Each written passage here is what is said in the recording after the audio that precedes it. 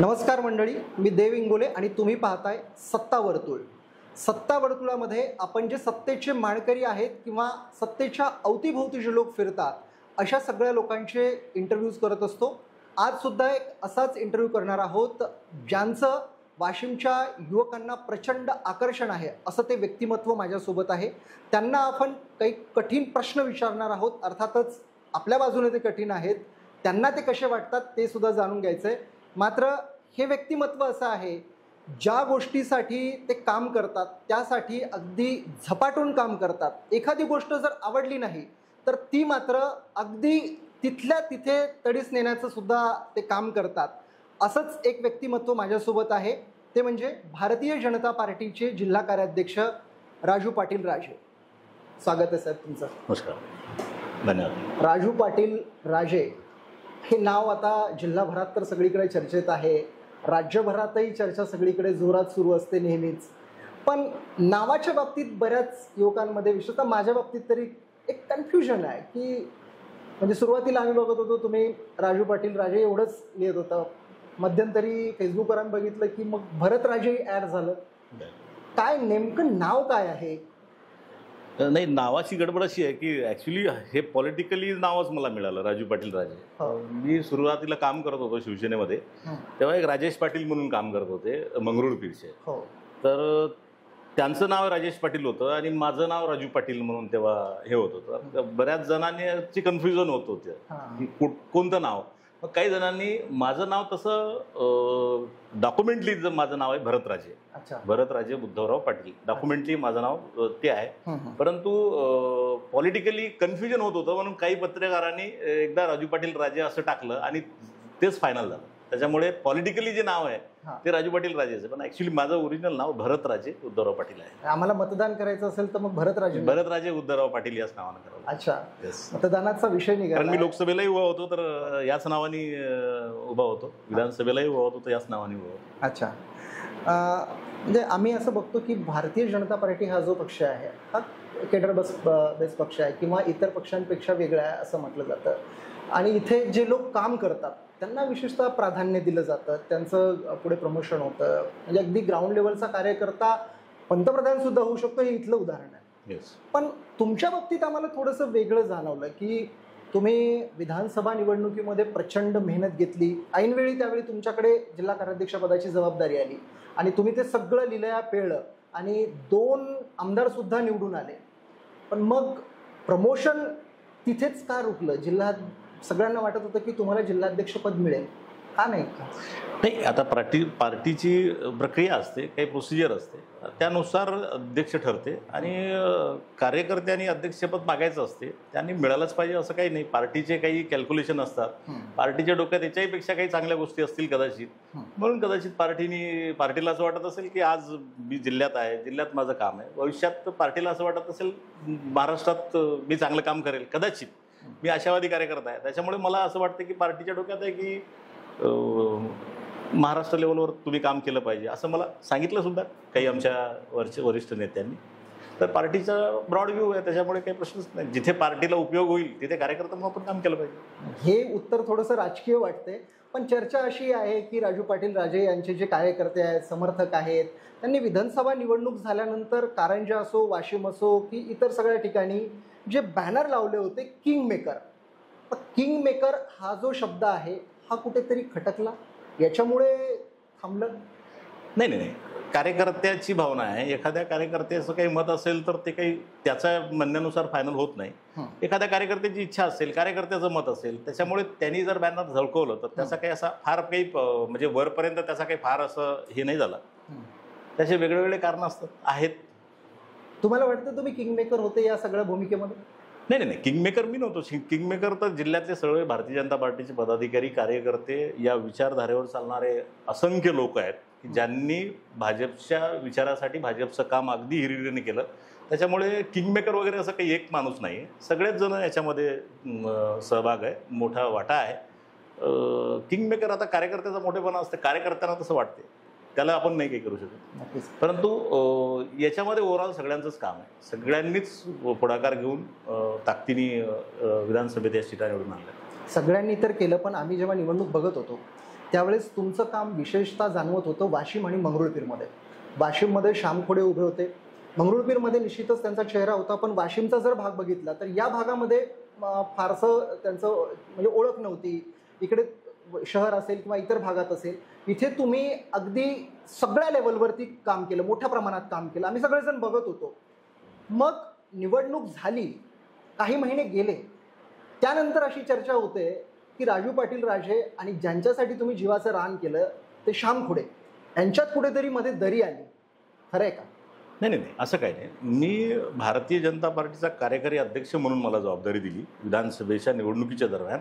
त्याच दरम्यान मला कारंजा विधानसभा आणि वाशिम विधानसभा दोन्ही विधानसभेचं समन्वयक सुद्धा केलं आणि दोन्ही विधानसभेची जबाबदारी माझ्यावर दिली. कार्याध्यक्ष तर मी होतोच, परंतु असं कुठेही नाही, मी भारतीय जनता पार्टीचा कार्यकारी अध्यक्ष होतो, त्याच्यामुळे माझी जबाबदारी होती जिथे जिथे भारतीय जनता पार्टीला विजय मिळवता येईल, ज्यांच्याकडे मला जाता येईल, ज्यांना मला कन्व्हिन्स करता येईल, माझी जबाबदारी मी म्हणून सगळ्यांकडे गेलो. आणि मी श्याम खोडेच काय, याच्या जागी कोणी जरी असता उमेदवार तरी मी तेवढ्याच ताकदीनं त्याच्यासाठी काम केलं असतं. आणि पुढेही आता निवडणुका आहेत, नगरपालिका आहे, जिल्हा परिषद आहे, त्याच्यामध्ये आम्ही सगळेजण मिळून काम करू. आत्ता कसे संबंध आहेत त्यांच्यासोबत तुमचे? नाही, चांगले संबंध आहेत. ॲज अ आमदार म्हणून चांगले संबंध आहेत. माझे मित्र आहेत चांगले, ते म्हणजे जुने सहकारी आहेत. हे झालं श्याम खोडेंच्या बाबतीत. हां, यांचे सध्याचे संबंध चांगले आहेत म्हणतात. दिवंगत आमदार होते राजेंद्र पाटील, त्यांच्यासोबत तुम्ही काम केलेलं आहे, त्यांच्याशी कसे रिलेशन होते? पाटणी साहेबांसोबत चांगले, स्वर्गीय राजेंद्र पाटणी साहेबांसोबत चांगले संबंध होते माझे. शेवटपर्यंत छोट्या मोठ्या निर्णयसुद्धा ते मला आम्ही डिस्कस करून, चर्चा करून करत होतो. मागची नगरपालिका असेल, जिल्हा परिषदच्या निवडणुका असतील, अनेक छोटे मोठे विषय असतील, त्यांच्यावर माझे खूप चांगले संबंध होते. एक किस्सा असा घडला होता वाशिमच्या राजकारणामध्ये की राजेंद्र पाटणींनी तेव्हाच्या ज्या खासदार होत्या भावना गवळी यांच्यावरती एक आरोप केला होता की भांडण झालं किंवा काही झालं, नियोजन भवनामध्ये काहीतरी एक घडलं होतं. आणि त्यानंतर शिवसैनिकांच्या विरोधात किंवा या सगळ्या घटनेच्या विरोधात भारतीय जनता पार्टी प्रचंड आक्रमक झाली होती. शहरामध्ये त्या दिवशी बंद पुकारण्यात आला होता, रॅलीसुद्धा काढण्यात आली होती. आम्ही असं ऐकलंय की तेव्हा जे राजेंद्र पाटील होते ते काही फारसे अशा बंद वगैरेला इच्छुक नव्हते, पण तुम्ही हा पुढाकार घेतला त्यामध्ये सगळ्यात. आणि आम्ही पाहिलं की शिवसैनिकांना तेव्हा प्रचंड रोष होता, तर शिवसैनिकांना भिडण्यामध्ये राजू पाटील राजे फ्रंटवरती होते. मग हे सगळं झालं. असं असताना जेव्हा एक घटना घडली होती लोकसभा निवडणुकीच्या दरम्यान, लोकसभा निवडणूक झाली त्यावेळी एक मंच होता राजेश्री पाटील यांचा, आणि तेव्हा तुमच्यात आणि गायक पाटणी यांच्यामध्ये काही खटके उडाल्याचं आम्ही पाहिलं होतं. काय झालं होतं नेमकं तेव्हा, कशामुळे हे सगळं घडलं होतं? खरं तर तुम्ही आधी जो प्रश्न विचारला, पाटणी साहेबांचे माझे संबंध चांगले होते, मी आधीच सांगितलं. त्यातही जी घटना घडली, जी दुर्दैवी घटना घडली, अशी घटना राजकारणात घडायला नाही पाहिजे. परंतु जे पाटणी साहेबांबाबतीत त्यावेळेला झालं होतं, घडलं होतं, तर त्याचा विरोध म्हणून नाही, तर ते भारतीय जनता पार्टीचे जिल्ह्याचे अध्यक्ष होते, भारतीय जनता पार्टीचे आमदार होते. त्याच्यामुळे माझं एक कर्तव्य होतं म्हणजे, आणि मी थोडासा आक्रमक, मी एका ज्या पार्टीतून आलो तर थोडे माझे विचार थोडेसे आक्रमक होते आहेत. म्हणजे आताही ते विचार आहेत, मी भारतीय जनता पार्टीमध्ये आहे, पण बऱ्याचदा त्या गोष्टी मला फेस करावं लागतात. तर मी ह्या सगळ्या गोष्टी सहन करू शकत नाही, कारण उद्या त्यावेळेला जर मी आवाज उठवला नसता तर भारतीय जनता पार्टीच्या कार्यकर्त्याबद्दल, ग्रामीण भागातल्या कार्यकर्त्याबद्दल अशी चीड निर्माण झाली असती किंवा कार्यकर्त्याला असं वाटलं असतं की आमच्या मागे कोणी उभं राहणार नाही. आणि जर आमच्या आमदाराला जिल्हा अध्यक्षासोबत जर ही घटना घडू शकते, तर माझ्या ग्रामीण भागातल्या कार्यकर्त्यासोबत, पदाधिकाऱ्यासोबत त्या पक्षाचे लोक त्यांना परत त्यांच्यावर दबाव टाकतील किंवा ह्या सगळ्या घटना परत घडतील. म्हणून मला आवर्जून मी पार्टीच्या वरिष्ठांच्या कानावर टाकून आंदोलनाचा निर्णय घेतला. आणि ते आंदोलन वाशिम शहरातच नव्हे तर मी जिल्हाभर केलं. जिल्हाभर मीच नव्हे तर माझ्या सगळ्या सहकार्यांनी भारतीय जनता पार्टीच्या ते जिल्हाभर आम्ही आंदोलन केलं, कारण ते आमचे जिल्ह्याचे अध्यक्ष होते. तेव्हा शिवसैनिकांनी अगदी तुमच्या घरापर्यंत हल्ला करण्यापर्यंत सुद्धा गेले होते. मग ह्या सगळ्या गोष्टीची जाणीव गायक पाटणींना नाही का? नाही, त्यांच्याबद्दल तर काही मला नाही बोलता येणार, पण ॲक्च्युली तुम्ही जे म्हणाले वाद जो होता तो वाद काही नाही, साध्या खुर्चीचा वाद होता, सीटवर इकडनं तिकडनं बसण्याचा. तर एवढा काही फार मोठा विषय नव्हता, पण कदाचित आता ते मीडियाने कॅप्चर केल्यामुळे त्याला थोडंसं वेगळं आणि फार असं वेगळ्या पद्धतीचं वळण आलं. असं काही असा इश्यू नव्हता तो. हा राजेश्री पाटलांच्या मंचावरचा किस्सा सांगतो. हो, फार काही असा मोठा इश्यू नव्हता तो. एक घटना घडली होती. पण हे जेव्हा झालं त्यानंतर लोकसभा निवडणूक पार पडली आणि मग गायक पाटणी तयारी करत होते कारंजामधनं, लगेच तुम्ही तिकडे पण दावा केला. मग ते ह्या सगळ्या भांडणाचा परिणाम होता की आपल्याला तिकडे पण आता कारंजामध्ये पण दावा करायचा? नाही, कारण काय झालं की पाटणी साहेबांचं स्वर्गवासी झाल्यानंतर त्या मतदारसंघामध्ये स्पेस होती आणि मला कार्यकर्त्याचंही म्हणणं होतं की, आणि माझ्यासाठी तसाही विधानसभेसाठी मतदारसंघ नव्हता, वाशिम हा राखीव होता आणि रिसोडही त्यावेळेला शक्य नव्हतं. तर हा भारतीय जनता पार्टीचा मतदारसंघ होता, त्याच्यामुळे मला असं वाटलं की मी तिथे तयारी केली पाहिजे. म्हणून मी तिथे चांगल्या पद्धतीनं शेवटच्या कार्यकर्त्यापर्यंत, गावागावापर्यंत पोहोचण्याचा प्रयत्न केला. खूप चांगल्या पद्धतीने मतदारसंघ मी खूप कमी वेळेत बांधला आणि लोकांचा तसा मला अप्रोच होता, प्रतिसाद होता. लोकांची इच्छा होती की मी त्या मतदारसंघात उभं राहावं आणि निश्चितच मला आत्मविश्वास आहे की होता त्यावेळेला आणि आताही आहे की मी खूप प्रचंड मताने निवडून आलो असतो. कदाचित आता आमच्या सहिताई काकू तिथे निवडून आल्या तर मी त्याही वेळेला सांगितलं होतं, जेव्हा मला पार्टीने सांगितलं की काही आपल्याला अडचण आहे, वरची अडचण आहे, आपल्याला सहिताईंना तिकीट द्यावं लागते, तर मी त्यांना तेव्हाही सांगितलं होतं की ताईपेक्षा 20,000 मतं मी जास्त घेऊन निवडून आलो असतो.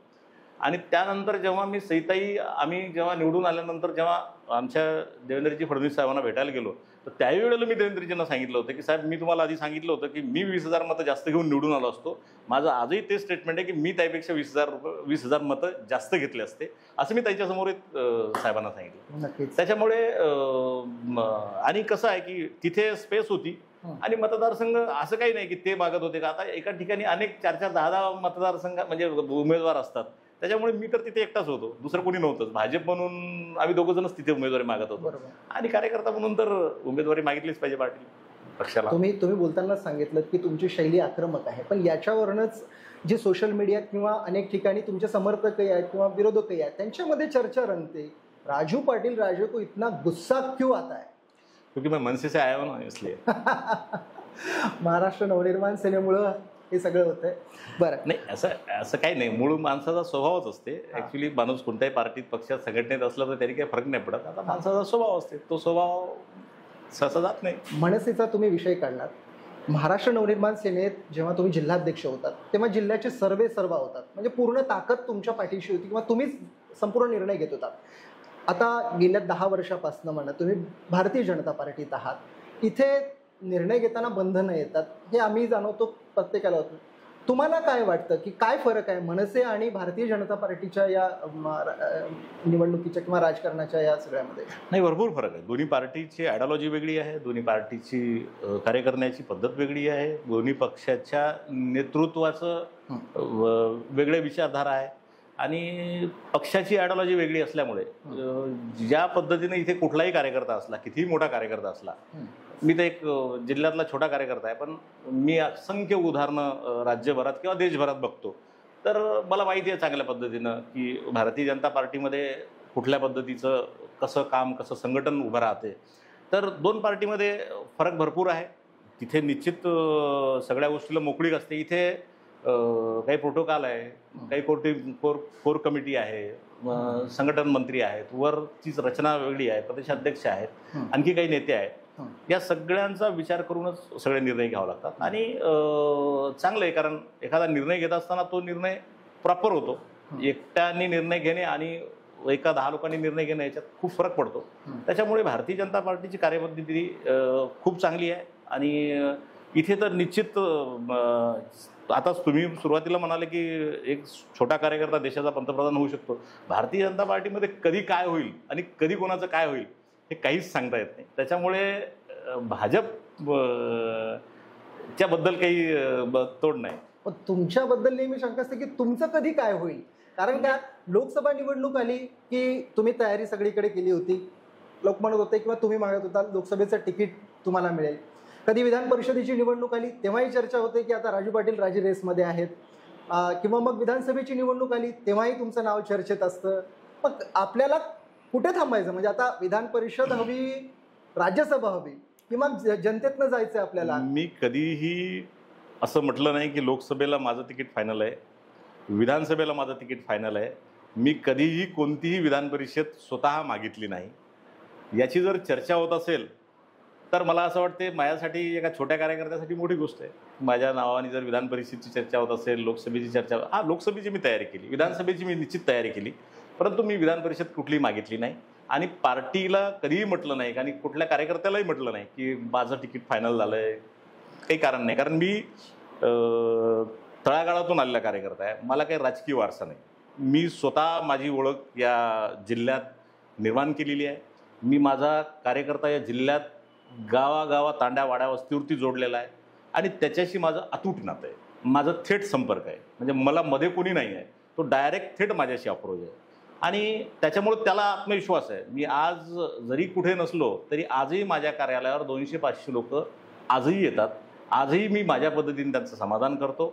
तो कार्यकर्ता एखाद्या ग्रामीण भागातला असेल, मानोरा तालुक्यातला असेल, मालेगाव तालुक्यातला असेल, रिसोड तालुक्यातला असेल किंवा याच्याही पलीकडे बाहेर जिल्ह्यातला असेल, तरीसुद्धा तो माझ्याशी आजही तेवढाच त्याचा माझा टच आहे आणि तो मी ठेवला आहे आणि मी सुद्धा त्याच्यासोबत तेवढ्याच पद्धतीनं त्याला ट्रीट करतो. निवडणुकांचा विषय आहे. आणखी एक, आता निवडणुका जाहीर झाल्यात, स्थानिक स्वराज्य संस्थांच्या निवडणुका जाहीर झाल्यात, नुकतीच दिवाळी झाली. तुमची दिवाळी आम्हाला फारच धावपळीची गेल्याचं दिसतंय, कारण कधी फोटो मुंबईतले, कधी नागपूरमधले, बऱ्याच नेत्यांसोबत, तुमच्या वरिष्ठांसोबतचे फोटो आहेत. अशीही चर्चा रंगली आता की नगर परिषद जी आगामी निवडणूक होते, विशेषतः वाशिम नगर परिषद जी ओबीसीसाठी राखीव आहे, तुम्ही तयारी करतायत का घरचं कुणी या निवडणुकीत? नाही, मुळात मी तर तयारी करत नाही, कारण नगर परिषदमध्ये जाणं हा काही माझा, म्हणजे मी निश्चितच पार्टीनं जो उमेदवार देईल त्याला निवडून आणण्यासाठी पूर्ण ताकदीनं प्रयत्न करून. आणि राहिली गोष्ट, माझ्याकडे खरं तर ओबीसीचं सर्टिफिकेट नाही, कारण मी मराठ्यामध्ये येतो, त्याच्यामुळे माझ्याकडे ओबीसी सर्टिफिकेट नाही. आणि माझ्याकडे सर्टिफिकेट जरी असतं तरी माझं नगरपालिकेत उभं राहण्याचं काही नियोजन नाही आणि काही कारण नाही. कारण माझ्यासारख्याने नगरपालिकेतही लढायचं म्हटलं तर एक माझ्या भारतीय जनता पार्टीच्या कार्यकर्त्याला संधी मिळाली पाहिजे. तर सगळ्याच निवडणुका आपण लढायच्या तर कार्यकर्त्यांनी कुठल्या लढायच्या? त्याच्यामुळे कार्यकर्त्याची निवडणूक आहे, कार्यकर्त्यांनी लढली पाहिजे. भारतीय जनता पार्टीकडून निवडणुका जर तुम्ही आता लढवणार आहात, या नगरपालिका आणि जिल्हा परिषद या दोन्ही निवडणुकांसाठी भारतीय जनता पार्टीची किती तयारी आहे? काय असणार आहे? किती होणार आहे? कशी होणार आहे?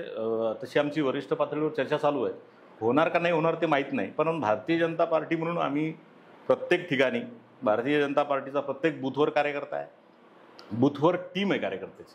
त्याच्यामुळे भारतीय जनता पार्टी म्हणून आमची जिल्ह्यात आणि प्रत्येक नगरपालिकेमध्ये, नगरपंचायतमध्ये पूर्ण ताकदीनं तयारी आहे. जर पुढे भविष्यात युती झाली नाही तर आम्ही स्वतंत्र पूर्ण ताकदीनं जिल्हा परिषद आणि पंचायत समिती आणि नगरपालिका, नगरपंचायत सगळ्या निवडणुका ताकदीनं लढू.